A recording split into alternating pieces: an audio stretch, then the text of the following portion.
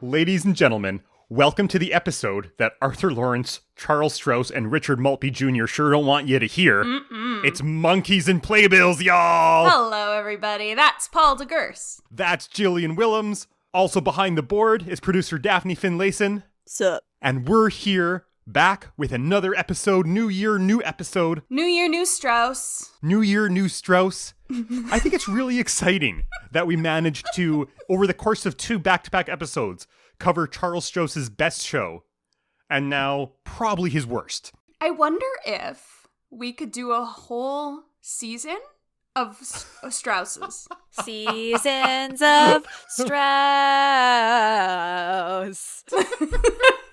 I was going to say, the question is, would anyone listen? No, would we probably retain not. any kind of listenership, or does that sound like a terrible miniseries? Well, we're going to find out how far we can really go with today's musical. Absolutely we are. Before we do that, we should talk about what this podcast is for first-time listeners. If you're just tuning in now, please go back and listen to another episode first, because this is going to be a weird one. Because here on Monkeys and Playbills, we talk about Broadway shows that had runs of 100 performances or fewer on Broadway. And what the heck happened? And today we're talking about 1991's famous flop, Nick and Nora. Ooh, we should just get right in. What do you think? Is there anything we need to tell people about before? Well, I was going to say, it's been a while since I've seen this show. I first saw it when I was a teenager, and I know, like, the jury's out on Michael Cera. You know, this was around the same time as Scott Pilgrim and Juno, and I loved both of those. And so this, even though it's a bit twee, this piece is very close to my heart, has some nostalgia. I think a young Kat Denning is very good in it. And At what point do I jump in and stop this bit? What bit? What's Oh, what's Paul, the bit? did you watch that Nick and Nora in preparation for this Nick and Nora? Nick and Nora's Infinite Playlist. I can't wait for us to try to draw parallels for the next 2 hours. That's all I had to say, so let's get into it.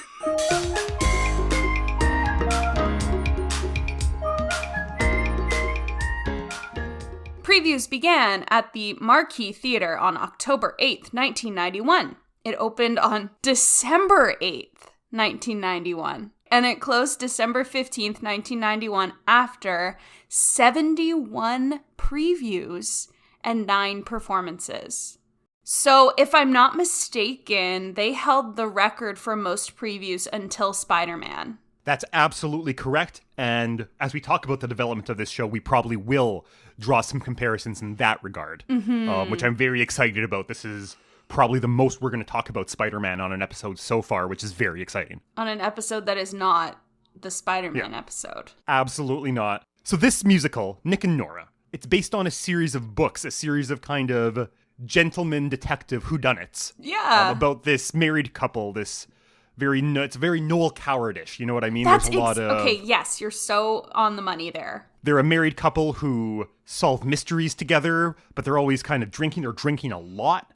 And they're always kind of bantering. It's that kind of banter where it's like, wait, do you actually hate each other? But these were so popular that they were made into a series of movies. The Thin Man. The series of movies are all The Thin Man. Mm-hmm. And then was turned into a Broadway musical in the late 1980s, early 1990s. We have a philosophy here at Monkeys and Playbills that we're going to continue to use, that we should always approach a musical, even if we didn't like it's someone's favorite musical. We've done better at that sometimes than others, but I think in general we've walked a pretty fine line of being generous to a show about its good parts, even if it's something that we really don't think nailed it. Mm-hmm. I don't say this easily, and this is probably the only time I'll ever say this. If Nick and Nora is your favorite musical, you're wrong. This is no one's favorite musical. But maybe more than that, I really, really need to know why. Please reach out. Please get mad at us. I would love to know why this is your favorite musical. So as I mentioned, this had 9 weeks of previews, and this would have been 1991. And then 2015 was when... 2012, yes. Yeah, so then it was 15 weeks of previews for Spider-Man. So if that gives you any idea, like, as far as... Because in 1991, I was, like, 2.5, like, when this play was going on, so I didn't really have any present-day context for that. You weren't part of the dialogue yet. Exactly, and then it's like, Spider-Man is my way of conceptualizing just how long those previews could be for Nick and Nora. Absolutely. And also, I think not a scandal, but like what a curious thing that was in the Broadway community. There was like, what's going to happen with Nick and Nora? It's such a disaster. It's never going to open. It keeps on previewing. What's going on? The same thing that was happening with Spider-Man in 2012. Like, will it preview forever and just never open? Exactly. Because I'm sure there were those conversations. Some say it could still be previewing to this day. We'll never know. We'll never know. Nick and Nora's been dead for 20 years. Exactly. And then, so is that where Nick and Nora's Infinite Playlist gets its name? Is from Nick and Nora's Infinite Previews? Infinite Previews. It was actually the original script, I believe, for Nick and Nora's Infinite Playlist was about the development of this show. And it just kept on getting rewritten and until just whatever it was, 2006. For the contemporary audience. And all of a sudden it's about two indie rock kids who traipse around New York for a night. I'll take it, whatever. So there really isn't much to talk about in terms of show history. And we have talked about Strauss a couple times now, I think. Yep. We've talked about Arthur Lawrence back at our Anyone Can Whistle episode. Arthur Lawrence, one of the preeminent directors and book writers of Broadway history. Mm-hmm. So preeminent that he's written the book for two of arguably the greatest musicals of all time, West Side Story and Gypsy.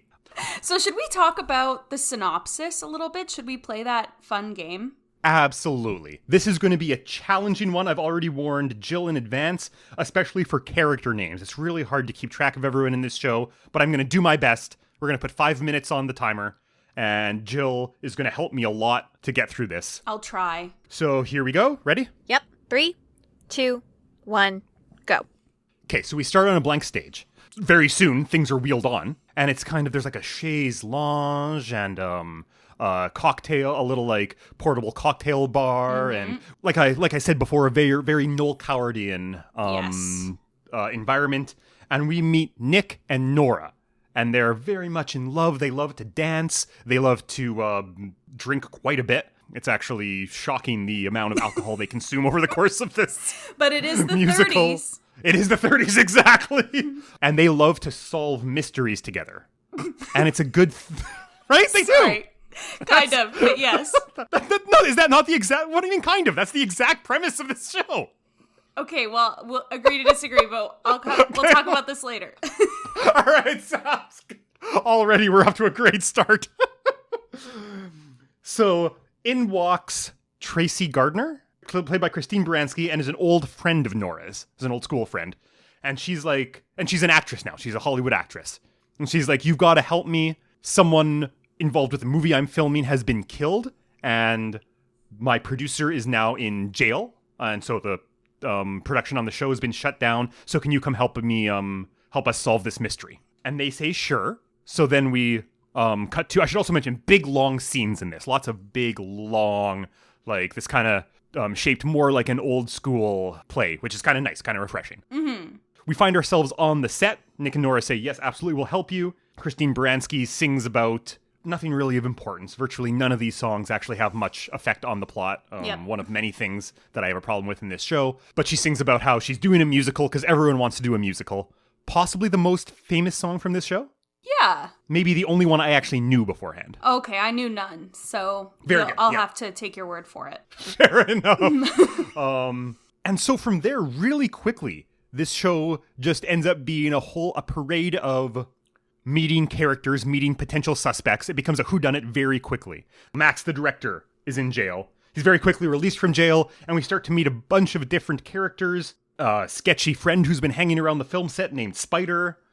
Detective who's investigating this murder as well, named Lieutenant Wolf with an E. Mm-hmm. Max's Japanese servant. Is there any better way to say that? I think it's Tracy's, employee, if I'm not mistaken. Tracy, that's a Japanese employee who's portrayed in just a despicable manner. Correct. And we'll get to that. We'll get to that a little bit later.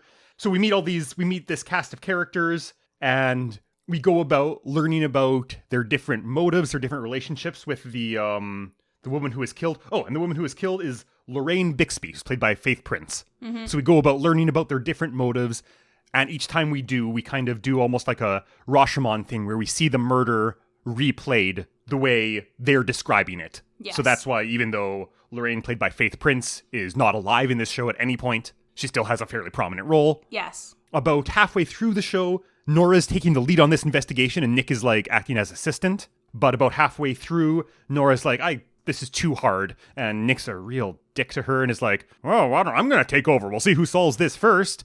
And you're like, are you sure you're married and you love each other? Like, is that really? Yeah. We believe you, ? They go about throughout most of the second act kind of trying to solve it on their own. Mm-hmm. We end up meeting... Lily is the wife. Lily's the... And we meet Maria Valdez, yeah. who is a Latina woman who works in a club, in a dance club, mm-hmm. and has been told by the producer that if she sings there enough and sings sexually suggestive songs, then she'll get a part in movies. Yep. Once again, not portrayed as a scathing indictment of the entertainment industry, but as something that's cute and funny, because this musical's bad. And finally, we get to the end of the show where it's, there's all sorts of twists and turns that aren't really twists and turns. And we get to the end where it's revealed that Edward J. Connors, who's a character we keep on hearing that about, is time. Oh, that's fair. All right. To put a button on it really quick, then the end of the show is one character who we thought was alive is actually dead. And Tracy was actually pulling all the strings. Christine Baranski was actually pulling all the strings and was behind this series of murders. Da, da, da, da, da, da, da. Oh, God. So much to unpack. Okay. I will read to you a synopsis I found on BroadwayMusicalHome.com. Nick and Nora are a married couple, so that answers that question. Very good. Who, in the midst of trying to solve a murder, find not only problems with the case and suspects, but also in each other. They cooperate to get all the suspects to come to the Big Tamboo, where another murder takes place and the murderer is discovered. So the Big Tamboo is the nightclub that Maria performs at. And I thought, correct me if I'm wrong, no one actually dies in that second murder. I didn't think so. I thought it seemed like someone did, but it's the lights all go off, and then it's revealed, and it seems you hear gunshots, and it seems like someone died, but then it's revealed that was just Nora's plan. Was as soon as something weird happens, she was going to take out a gun and fire it in the air a couple times to distract everyone. Yeah, it's very weird. It is so strange. And okay, I will preface this by saying I am not, nor have I ever been familiar with the Nick and Nora stories. Neither am I. So I don't know actually how much of this is taken directly from the book. Yeah.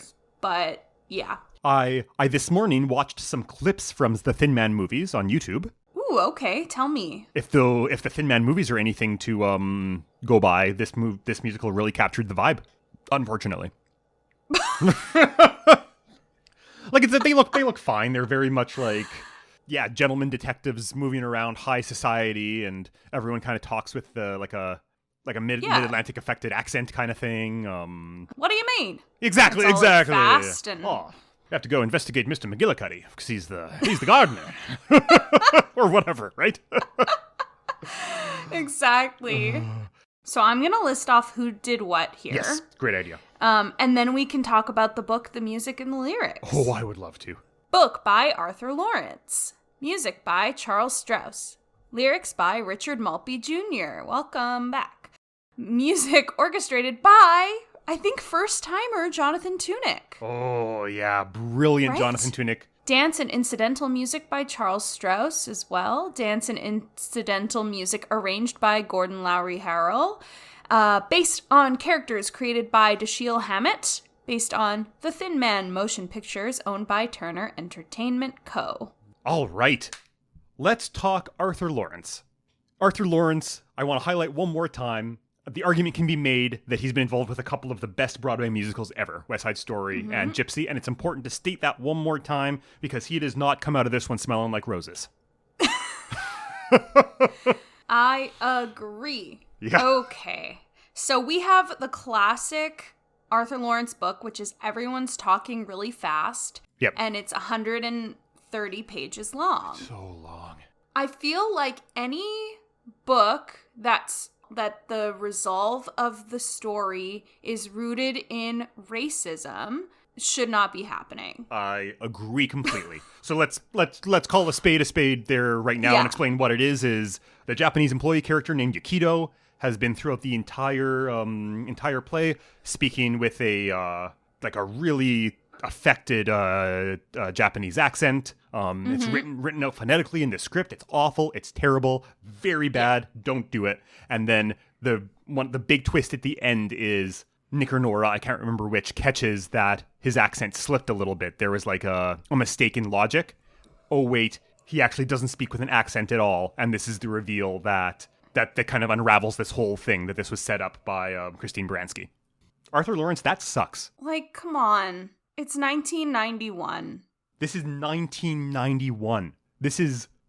we've passed the mega musical boom. Cats has happened. Miss Saigon has happened. Les Mis has happened. Phantom is up. Mm-hmm. And somehow this is still happening. And even after 2 months of rewrites, and preview process, you were not like, maybe we should do something about this. So barring that automatic fail, very bad, don't do it. Mm-hmm. What do you think of this book? I think I'm pretty up on the old school references. More so than contemporary references.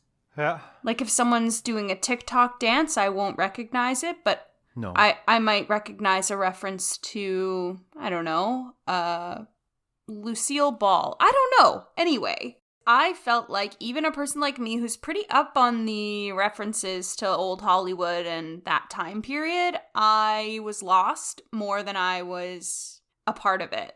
Like, I think the way that it was written, where I couldn't tell what was actually important and what was, like, something they were supposed to be joking about, because just the pacing and the structure of the dialogue really had me confused.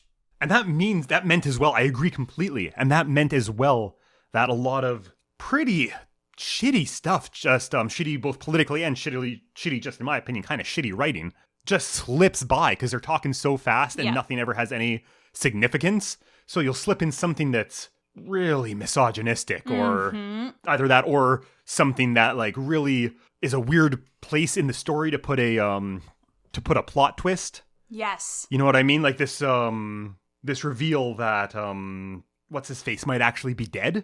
Ed Connors kind of comes like halfway through Act 2, but then that thread just dangles until the end of the show, you know? And they just kind of mention it real.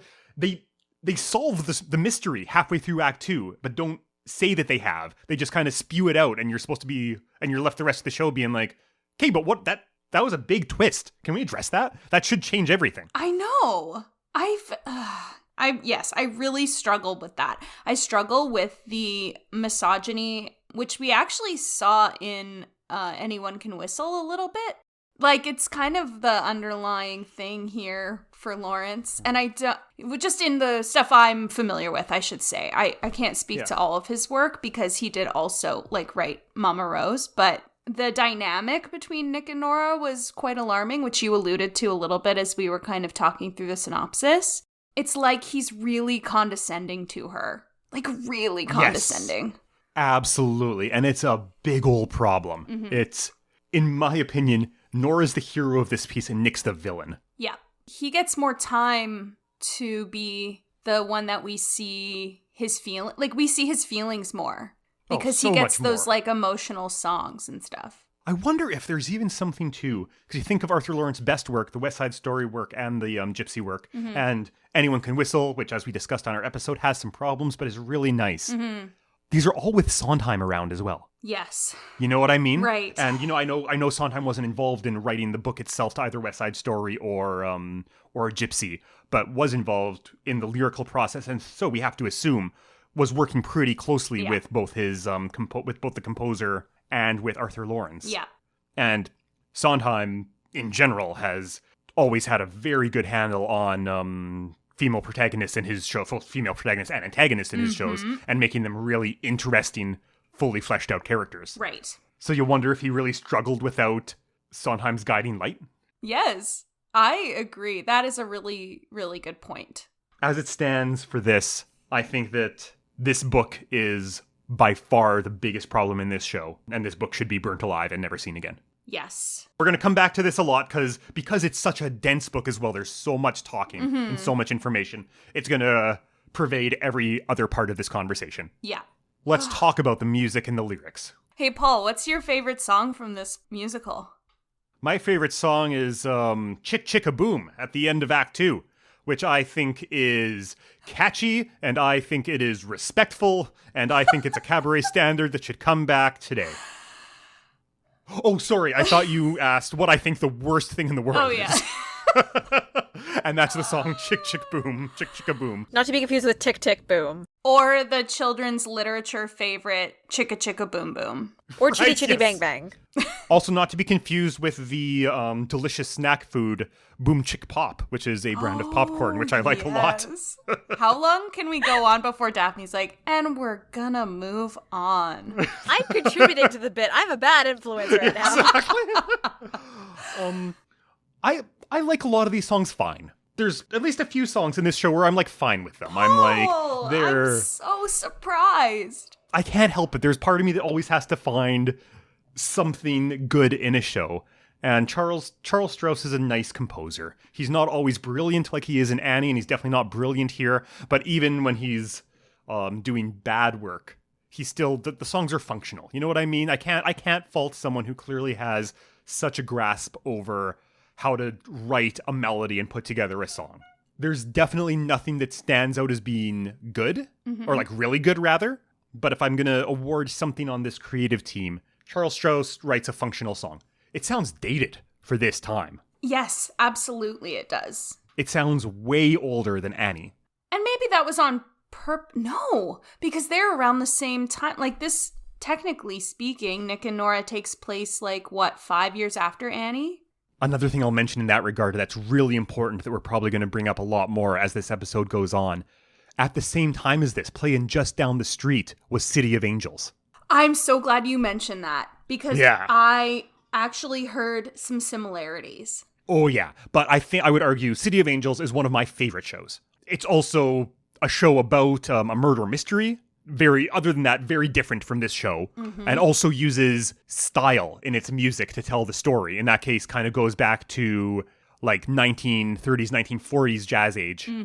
And the composer of that, Cy Coleman, one of the greatest Broadway composers, the most underrated Broadway composers of all time, does fantastic work. Yes. Where it sounds dated now because it's 1991, but it very much sounds like a 1991 musical, even though it's a throwback style. Yes. Whereas this does not sound like throwback at all. This sounds like a musical we would cover on a Revive or Die, if that, you know? Got it. What about you? Where's your head at for the music? You're somehow even less enthused than I am on it, I think. I don't understand where these songs are coming from.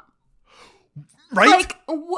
So our first group number, everybody, happens just before, maybe it's the penultimate song before intermission. It takes so long. Absolutely. Our first up-tempo song is the fourth or fifth song in the show, which I actually like that song. I think it was called Swell?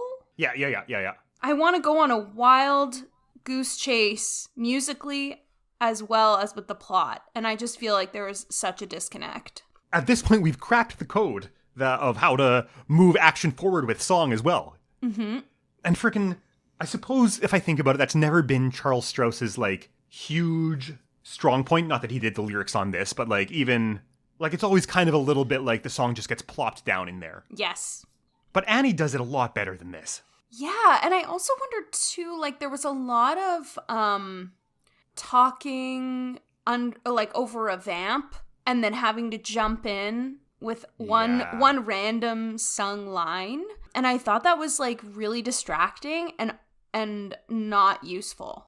Every time a song started, almost without exception, I think, as I looked down at the song list, I was like, I can just skip this and then get back to the book and we'll continue the plot. You know what I mean? Exactly. Yeah. I'm not going to miss anything by skipping 2 minutes into the future here. And I struggle with that in theater in general, in musical theater. If I was to play devil's advocate, and I don't think this is the case, but just to play devil's advocate, I would wonder if maybe that's kind of, they're trying to throw back to like, to actual Noel Coward plays where he would write these plays that had these songs in them, but they weren't functioning as musical theater the way we understand it today. They were like parlor songs, right? Like a... Exactly, okay. exactly. Yeah. And so maybe they're going for like a parlor song feel here, but... Which I could see for the way they did the opening, like with the two of them just dancing and singing and drinking and stuff. And I think they did that at the end of the play as well. Like they buttoned it the same as they opened it, which also then leads me to believe like, oh God, this happened, like this exact story is going to happen again in an alternate universe. Like this is the never ending loop, the infinite previews. Like this is, it just keeps going. Oh my God. Nick and Nora is just is an infinite playlist. It's never, still going. never destined to end. Yeah. Absolutely. But I can see what you're saying. And I think that if that was the case, they didn't do it well, but they did try. Not even close, You know? Yeah. Okay, I don't have much to say about the lyrics. Do you? I think that Richard Maltby Jr. is a very bizarre creator who's been involved in a wide variety of very bizarre projects. Yes. Once in a while, it's something that's really interesting. In general, it's something that is, in my opinion, a big miss. It's tough for me to write him off entirely when there's such interesting stuff, especially in his collaborations with David Shire, that are like, well, that's brilliant. That's fantastic. There's like bits of Closer Than Ever and bits of Big that are like, oh, that's awesome. Yes. But even, I probably like Closer Than Ever more than many of our colleagues. And even then, there's big problems with that show.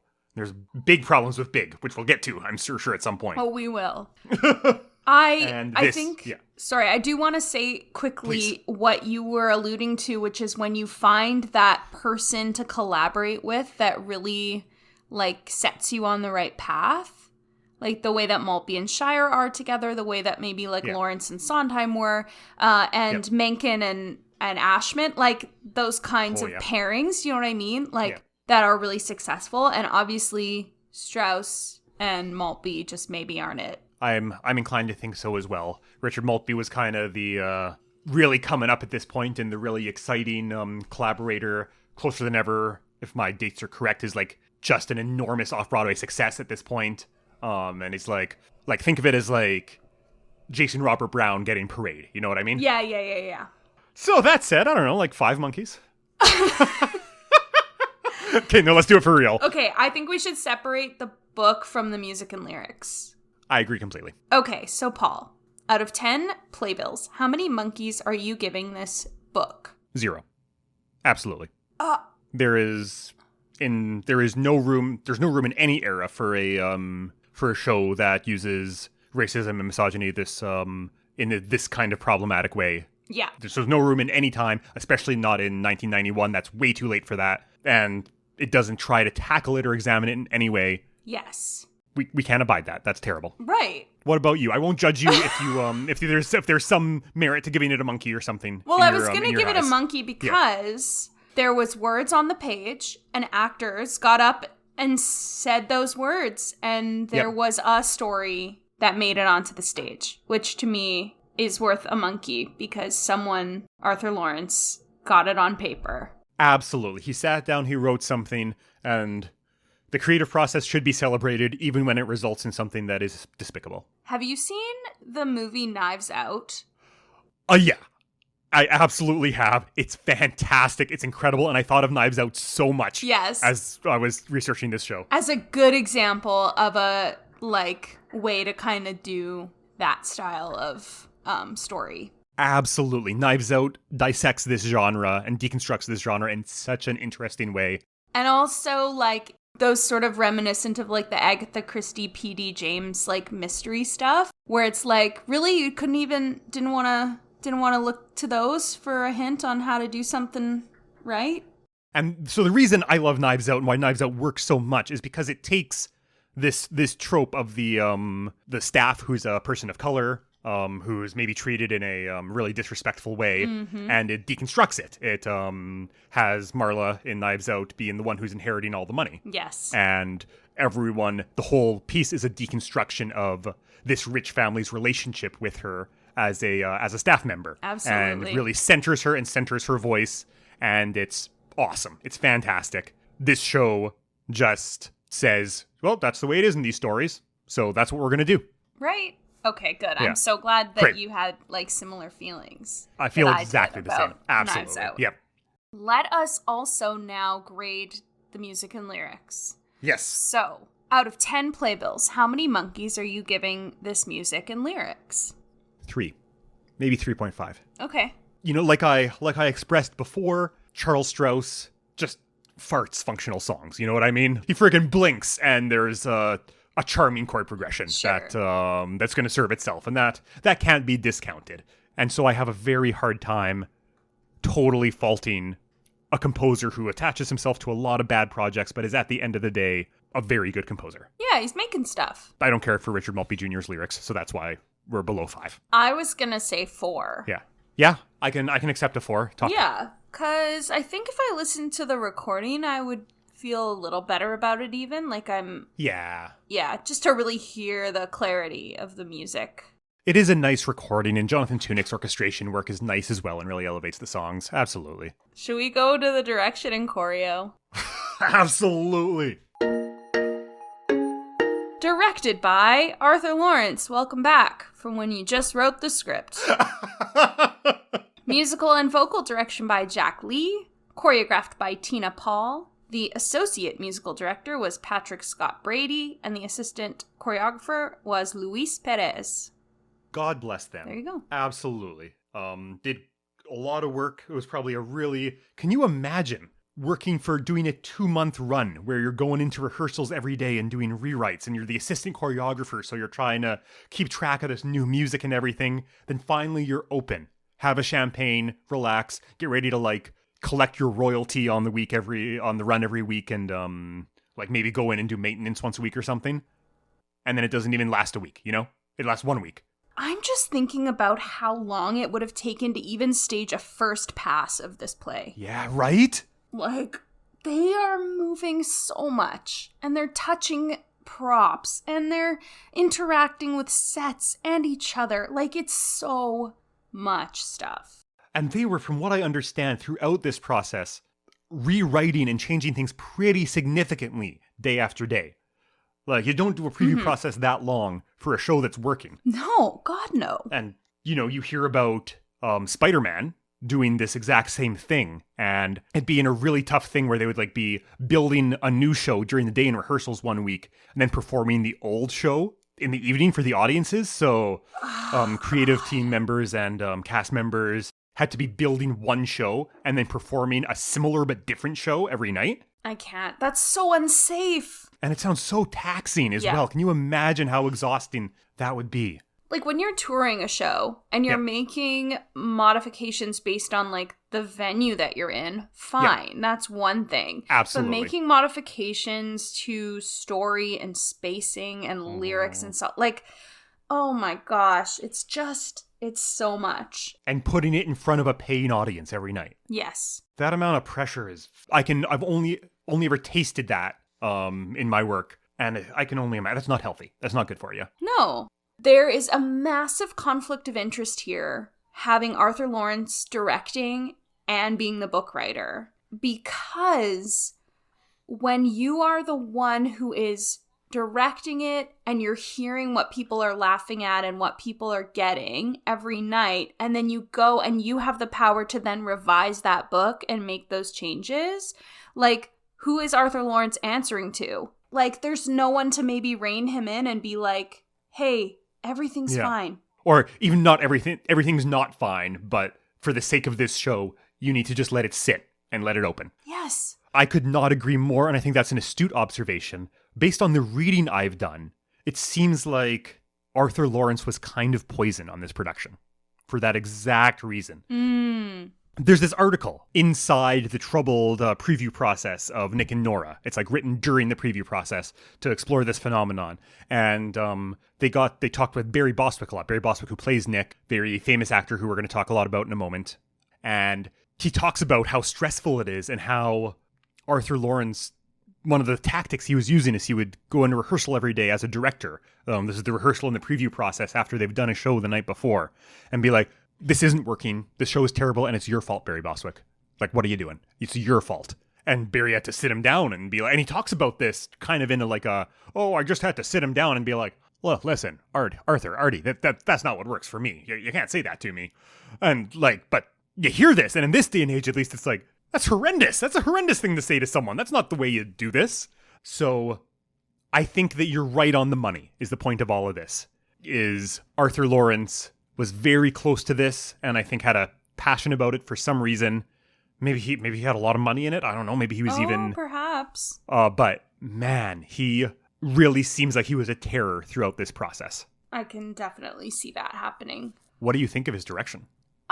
It's appropriate. Yeah. Mm-hmm. Like, I think you need all of the movement and the whatever that they did. So, yeah, I think it's fine. I think it matches. It's tough to separate the two because he's the book writer as well, where I'm like, I wish things could have just slowed down a little bit at times, and we could have explored the relationship between Nick and Nora, and then I get to thinking and then why didn't you just write it better as well? Yeah.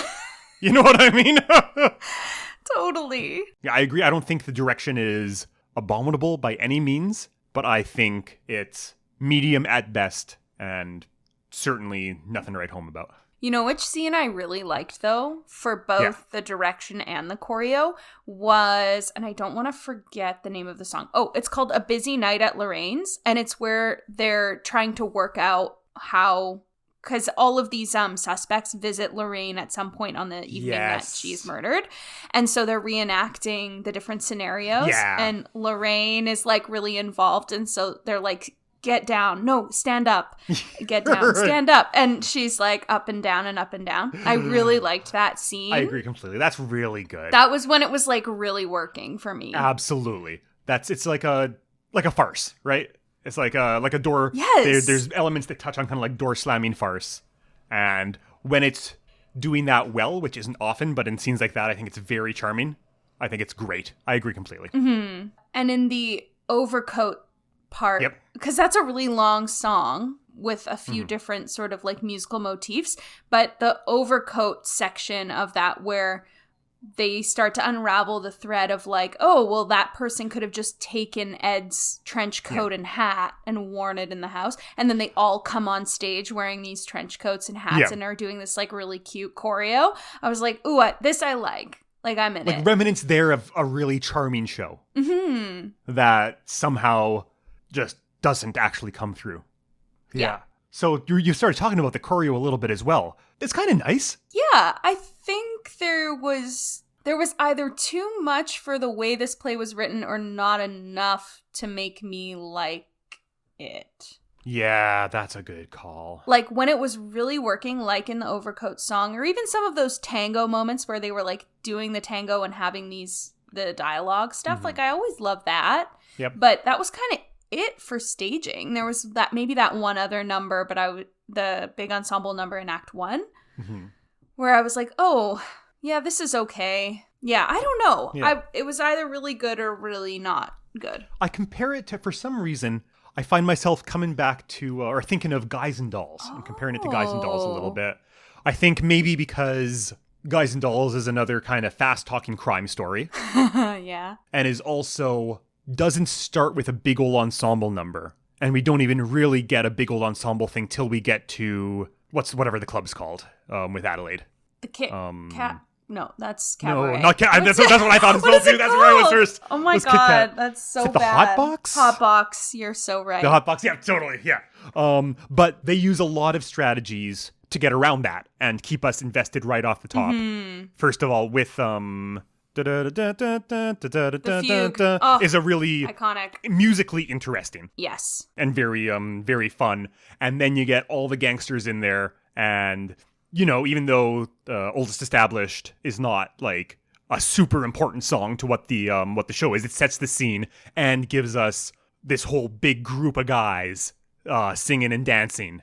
So even though it's not really a traditional "here we are, it's an opening number," it gets you in as an audience, instead of this, which just languishes and languishes for so long with no energy. So I wouldn't necessarily say it's the choreographer's fault that it's like that. I think, she was doing what was dictated in the script and story as it exists. Yep. And sometimes it was really good and sometimes not.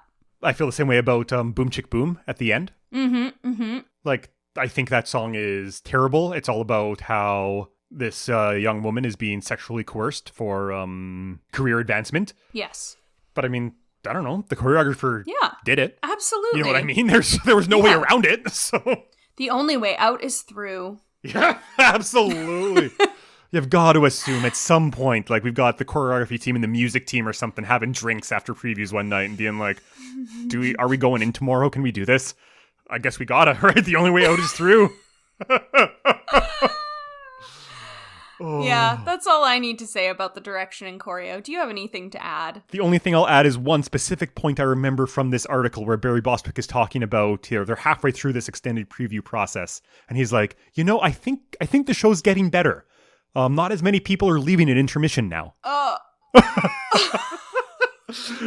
And people actually come backstage to see me after the show, which wasn't happening for those first few weeks. I was really lonely. But now people actually come to say hi. So it seems like it's getting better. Point of order, he actually said, I was a lonely boy. Yes, so I was a very lonely boy. Oh my god. The applause at the end sounds genuine. That's right. Yes. It's so weird. It's so unusual.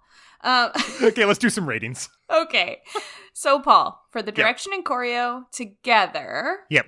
Right? Yeah, let's do it together, because there's not a ton of choreo. No, there isn't. So out of 10 playbills, how many monkeys are you giving this direction and choreo? I think that the direction is a solid 3.5 or 4. Mm-hmm. Doesn't hurt anything, certainly doesn't help anything. Actually, no, let's say 4 because charming on, like, the flashbacks. Mm-hmm. And I think the choreo is a solid 6 or 6.5. I don't know, I've created this narrative in my head of the choreographer being beleaguered and like... Okay, I'll do something out of that. I'll make something out of that, sure. Yes.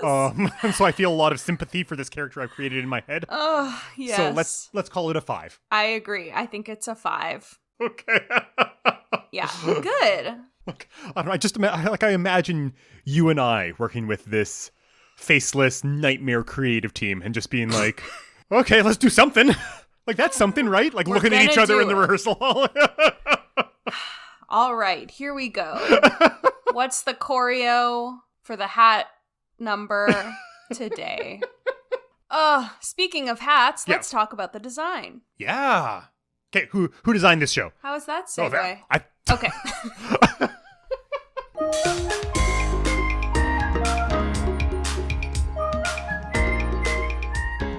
Scenic design by Douglas W. Schmidt.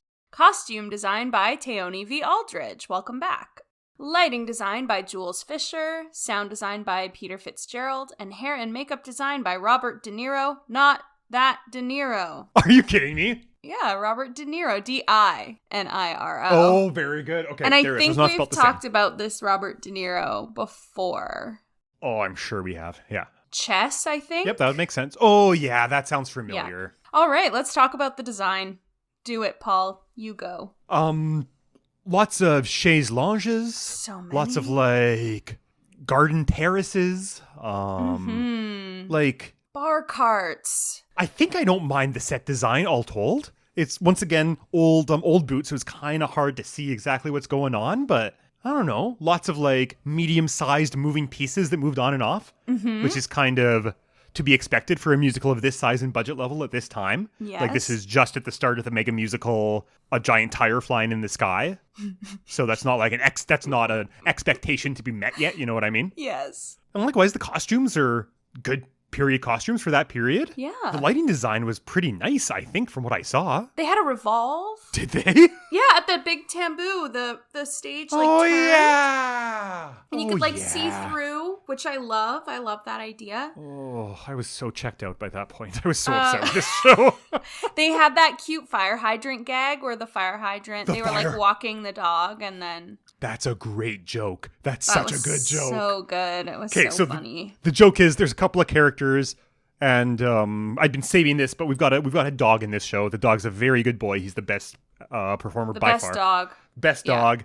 And they're doing a bit where they're taking the dog for a walk, and they're all just standing still, and like the scenery is moving behind them, and there's a fire hydrant that moves behind them. And it is very funny and very good, and I love it. Yes. So I like that gag. Yeah, absolutely. I thought the set was really appropriate. Like, I thought they did what they were supposed to do. They ticked all the boxes, but I also struggled because I felt like it was difficult for me to differentiate the different living rooms and terraces. Oh, that's an excellent point. Like, they sort of all blended together for me. Yeah. Probably not appropriate for this show, and especially considering its development process, but I would have maybe wanted to see like a little more creativity with the set and the design. Like, once again, when you're batting against City of Angels, which has such an interesting design. City of Angels, the cool conceit in the design is that when we're in the real world talking about this, because it's about an author who's written a story that's being licensed, turned into a movie, who's written a noir story. That storyline's all in color, but then half the show is the story that he's written about this detective, this hard-boiled noir detective, and that's all in black and white, in like a black and white, black and gray color palette, and they're all gray makeup and everything. So once again, you've got, this is the standard that your contemporaries are setting. You know what I mean? We're just coming out of the 80s. There's been a big design boom in musical theater. You gotta keep up. You know what I mean? Or the opposite, you know? Sure. But that wasn't happening yet. The stripped down thing. No, like, we weren't, exactly. I don't think we were there yet. No. So it's that weird, like, middle spot where you're sort of stuck feeling like you have to do it all, and you've got to do it big. Yeah. And so they kind of played it safe, and it's like, And again, like, this is me having seen sort of like a blurry, not so clear version of the show. So again, maybe if we would have been there in person or seen more clear footage, we would have had a different feeling about it. But that was just my initial I'll give them the impression. benefit of the doubt on this, because I really like that style. If they just played it straight down the middle, I probably would have had a nice time looking at it. Great. Yeah. Well, there we go. Yeah. So, Out of... Oh, you've been asking so much. Okay, fine. You ask. Okay. You ask me. Thank you. So, Jill, out of 10 playbills, how many monkeys would you give the design of this show? 7. Yeah, I agree. 6, and then 1 for a really good fire hydrant gag. Great. I think that design gags are the best gags of all. And they don't get celebrated enough for how funny designers can be. That's true. Let him have a gag, for goodness sakes. Absolutely. Good job, designers. You might be my favorite part of this show. Yeah. Well, okay. We're about to talk about the dog. Dog is so good. I'm gonna nominate this dog for a Tony. Yeah. A Boney. Ha! So the dog in the show, the dog's name, Nick and Nora have a dog named Asta, who's great. Yep. And Asta is played by Riley, and Riley's a very good boy and is featured very prominently and is excellent. Good job, Riley. Is Riley some Good sort of job. like terrier thing? I think with curly so. hair? It was hard to tell. Yeah. Oh, Riley is a perfect dog. Good job, Riley. You win the Boney Award for Best Featured Pup in a Musical. The award is in the shape of a bone, and it is edible for this very good boy. It's peanut butter flavored. No speech, just chomping. Nom, nom, nom. In the same interview, Barry Bostwick talks about acting with Riley and how Riley was very good, but there was also an understudy dog who, when sometimes Riley wasn't feeling up to performing, Oh my god. the understudy would go on, but the understudy didn't know any of the tricks. So Barry Bostwick just had the understudy dog on a leash and had to like lead him around the stage to like the right blocking. Oh. So I'd like to shout out that understudy dog as well for also doing a very good job. Understudying is hard work. It is hard. Oh. One might even say it's an underdog. That's it. Podcast is over. We're going home. I know. That might be all the jokes I have about dogs. Okay, we do need to talk about the performances. And not just the canine ones. There's a lot of good performances in this show and a lot of heavy hitters, actually. So, we have our Winnipeg connection, Joanna Gleason, born here. I did not know that. You didn't? I swear to God, I did not know that Joanna Gleason was a pegger. Joanna Gleason's father, Monty Hall, was like the game show host. Right. So he was born Yes. and raised, like, went to U of M, Yes. like, worked for some grain company here. And then Yeah, when totally. Joanna is the first child, I guess. So I think believe so. Joanna has some siblings, but when Joanna was a little bit older, maybe like 10. I can't recall actually when, but they moved to New York and then LA. So yeah. I did know that Joanna was Monty Hall's daughter. I had just forgotten that Monty Hall was from Winnipeg. Yeah, so there you go. Yeah.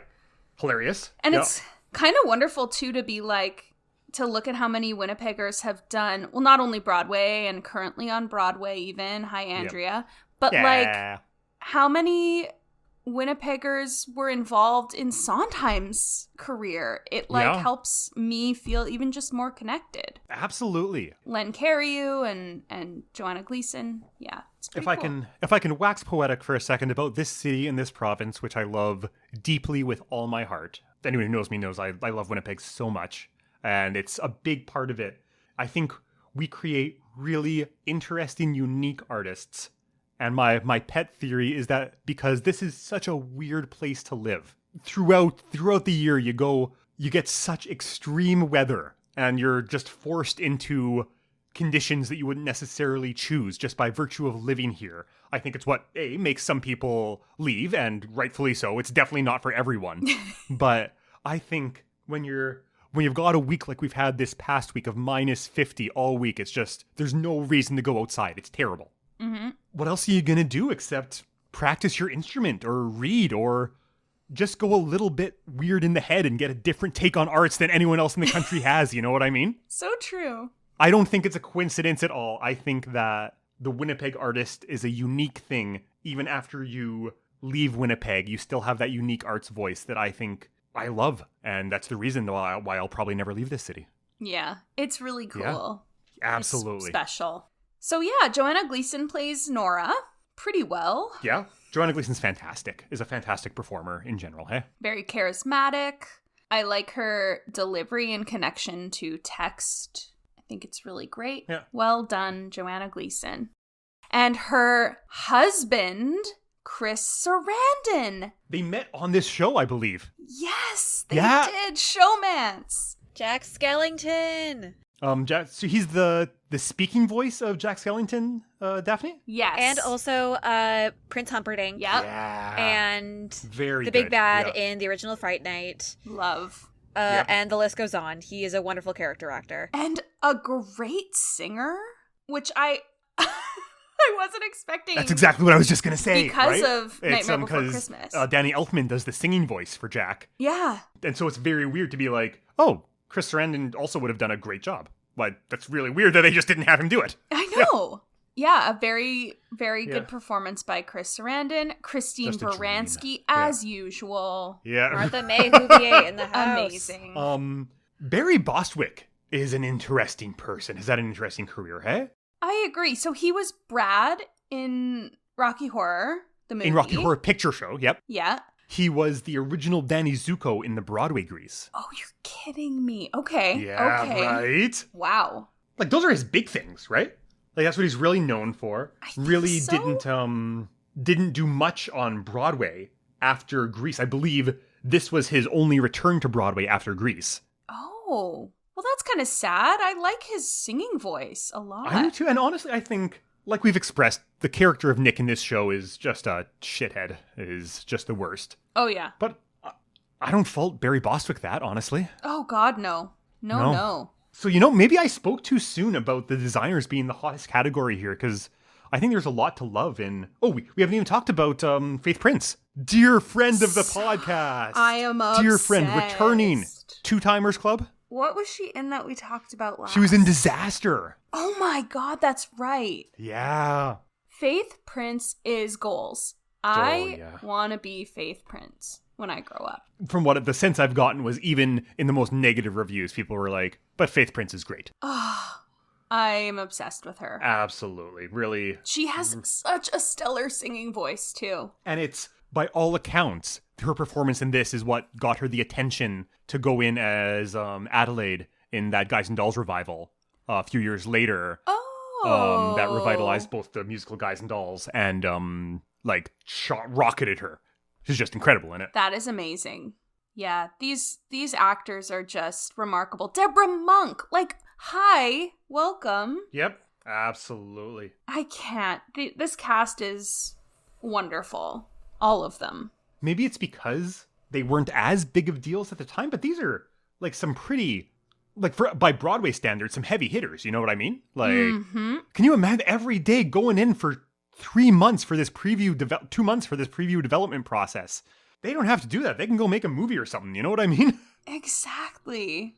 I think that was a big part of a lot of what the reviewers were saying too. Yeah. Like, look at this cast. Yeah. These poor performers that have to go and do this every night. You did something really wrong if this was the result of a show that is fronted by Barry Bostwick, Joanna Gleason, Baranski, and Faith Prince. Like, you fucked it up. I don't know how. yeah, totally. Absolutely. Oh, love them all so much. I mean... And Riley. Freaking Riley, who would... Every night. This is Riley's only credit, which makes sense. He left the business after this. It was just... It was a stressful time, absolutely, but... He just hated all the previews. I believe, what theater did this play in again, Jill? It was the Marquee. Yeah, Marquee. I believe there's a little patch of grass at the back of the Marquee Stop. that's named after Riley now. It's the Riley Memorial Marquee. little That's where he plaque. would go and do his peas and poops before the show. It's also notably more yellow than the rest of the patch of grass. Exactly. He gets Oh my God. K9 out of 10 Playbills. 9 out of 10. Yes. Good job, Riley. Okay, so, Let's do it, for yeah. reals. Yeah, for real. Out of 10 Playbills, how many monkeys are we giving these performances? I can't in good conscience go higher than 7, even after doing all of that. Really? And I don't think it's their fault, so I don't want to penalize them, but also, we're rating a show that's 30 years old at this point. I think they're going to be okay. No one's going to hold it against Yeah. them. With a cast like this, I should have been in like Flynn. And I think they're facing obstacles that are too great for even performers of this caliber to recover from. Right. So, here's what I'll do. 7, add 1 for Riley, because Riley is excellent. So I'm going to settle on an 8. And I am going to say 9. Yeah, great. I have no trouble accepting that. Yeah. There was actually an interview that Riley gave for the New York Times where he was asked, so how do you find this rehearsal process? And he said, rough. Oh, no. I love That's a it. good joke, producer Daff. Thank you. Good job. Let's wrap this mother up. Okay, let's play some Tony trivia. Yes, absolutely. So this is the part of the show where Jill is going to describe some other pieces that were in play in the Tonys this year, and she's going to give me hints, and I'm going to try to use the fact that I'm a living Wikipedia page to remember what those are. Love it. So we'll maybe try to do a few random things this time. Great. Fantastic. Okay, there were 4 nominees for Best Musical in the 1992 Tony Awards. So this would have been So these are shows that took place in 1991. Yeah, so this is the 46th Tony Awards. So this is shows that would have taken place between, I think it would probably be like June and April is usually the cutoff, I think. Sure. Yep. So, yeah, June of 91 until April of 92. Hosted by Angela Lansbury? No, but the person who hosted also at this Tony Awards won the Best Actress in a Leading Role, like in a play, Oh. for the play Death and the Maiden. There's no world where I'm going to know who that is. I'm afraid. I remember this actor as Cruella de Vil in the live action. Oh, freaking Glenn Close. Yes. Yeah. So Glenn Close both hosted and won this year, which I think Good is for a her. boss move. That's an incredible move. Absolutely. So good Yeah. job, Glenn Close. So you mentioned this before. This was because I'm gonna get to the 4 Best Musical nominees in a moment, but Totally. you mentioned this Faith Prince. This being sort of the vehicle to get her Yeah. to Guys and Dolls. And Yeah. you said a few years later, but actually it was early 1992, Was it actually? Yes. So it's right after. right after, Okay. which means, and this is more hot goss than trivia because you Yeah. already mentioned it. Yeah. So she won the Tony for her portrayal of Adelaide. That's At so this funny. Tony Awards. After having been in this enormous flop that is also represented at these Tony Awards. Yep. Probably based on the reception would have been their submission for Best Supporting. Right. At least she got her due, Yeah. you know? So we have 4 Yeah. best musicals. So obviously Guys and Dolls is not one of them because Yeah. it was a revival. City of Angels wins? Nope. Okay. So give me hints. City of Angels was actually not on this list. Really? Yeah. So I wonder if maybe it was the year before. It might be. I think you're right. I think it's Like 1990. the 91 Tonys. Yeah. Yeah. So this is clue number 1. This is a Gregory Hines show. It's a kind of, it reminds me of a sandwich you can make. Okay. This is a really random one that you probably won't Yeah. get. It reminds you of a sandwich. This is a really hard one. Is it a condiment? Yeah. Yeah. Is it Jelly's Last Jam? Yeah! Oh my Yeah! God! Good job, All right. Paul. That's like so hard. Oh, yeah, absolutely. So yes, Jelly's Last Great Jam. show. What an interesting show. So interesting. And Yeah. I would love to research it more, even just like on my own time, because I love Gregory Hines. I love the work that he did. And I really like everything I've seen so far from that show. So that one was nominated. So this one, I actually don't know anything about it.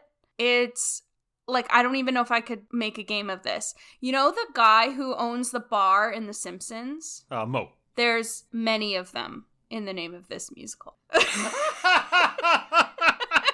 That's very funny. So it's 5 guys named Mo. Yeah. That's so interesting. So another musical that's an exploration of an early jazz R&B pioneer. Yeah. Great. And also a really nice show, a really interesting show. Yeah. So there you go. Yeah. Okay. This next one is a Finn. Falsettos. There you go.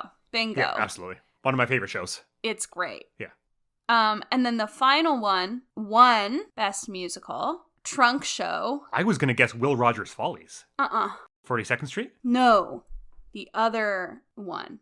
It's a Stro. Oh. A Stroman. No, I'm having a brain fart right now. I was so sure it was Will Rogers Follies that now I can't readjust. Nope, give it to me. Crazy for You. Crazy for You! Okay.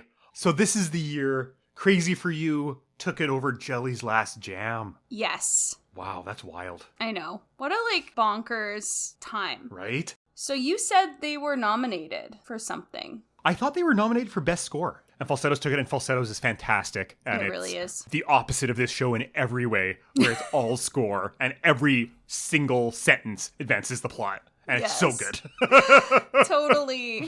Totally. Oh my gosh. Okay, well Oh. that's that Tony year. And so you just look at that, and you're like, Nick and Nora, come on. Yeah. Like, this is a really interesting...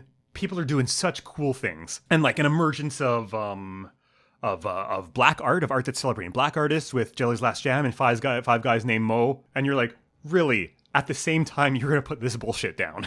Yeah, Get on board, man. yeah. Look around you, everybody. Yeah. God. All right. Final thoughts on Nick and Nora and the infinite preview process. I want to get a t-shirt made that is Nick and Nora's infinite previews and just see if anyone notices Absolutely. when I wear it around. The poster for that's like Michael Cera and Kat Denning listening to an iPod together, right? So it's like Barry Bostwick and freaking Joanna Gleason sharing an iPod. Oh my god. Ugh. I love it. Okay, so there are 2 more questions to ask. Absolutely. Question number 1 is, should this be a musical?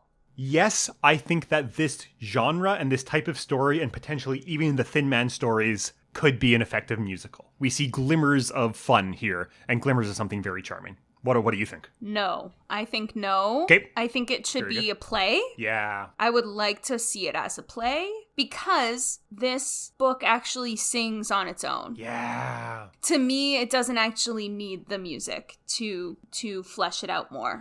And as you're watching it, every time they get to a song, you're like, oh, really? I know. That's not the way you want to feel in a musical. God, no.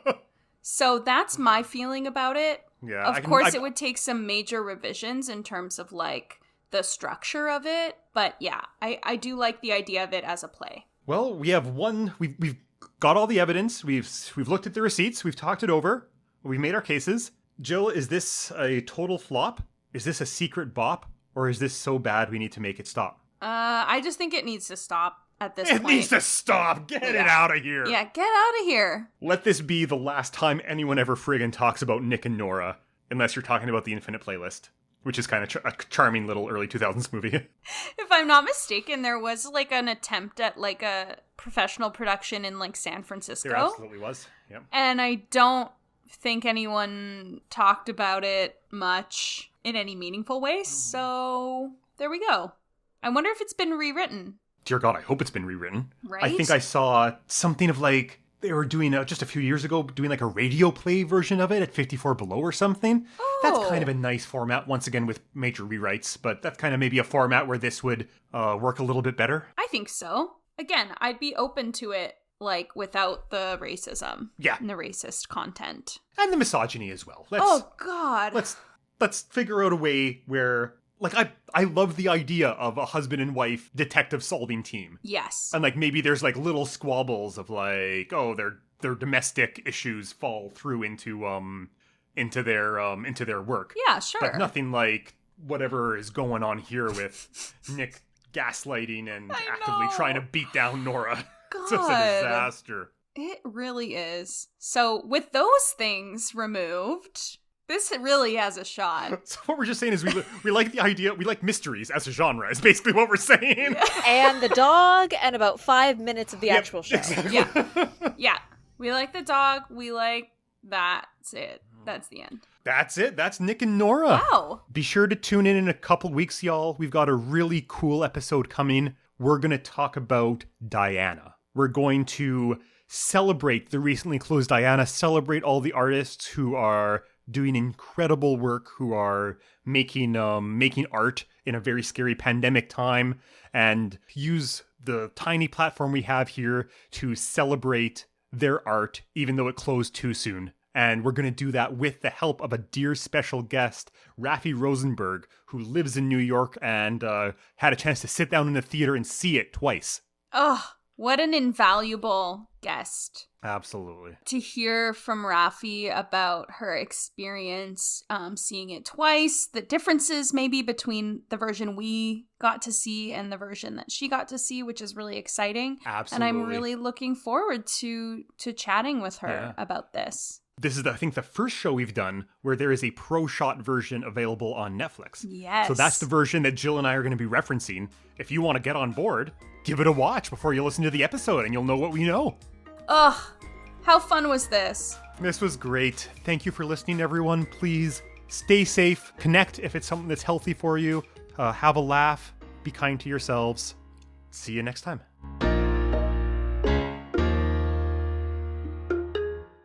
Hi everyone, this is producer Daphne speaking.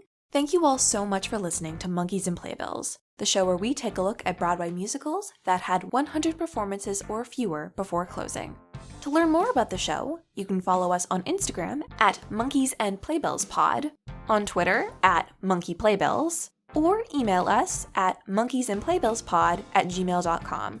You can also support us on Patreon at patreon.com/monkeysandplaybills. Fun fact, we also now have merch available. Visit the link in our description to learn how you can get your hands on some pretty cool friend of the podcast mugs, t-shirts, hoodies, and more. Monkeys and Playbills is proud to be a Village Conservatory for Music Theater podcast. Original music for the show is provided by Paul DeGers, and the show is produced and edited by Daphne Finlayson. Thank you all so much for listening, and join us next week where we take on Diana the Musical.